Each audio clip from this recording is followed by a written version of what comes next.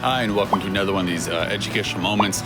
Today we're going to focus on diagnostics. No big surprise there. We're a really big focal point at our company and for us and our customers, because a lot of things can be misdiagnosed and that can leave a customer in the wrong direction, and a customer can spend money for stuff they don't need to do.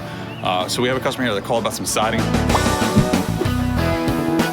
What we have here is the siding here was rotting, and the customer's concerned that there's water running inside the wall of the chimney, and it was rotting all out. They got an estimate from somebody else, told them it's gonna be about $20,000 to fix this problem of the wood rotting.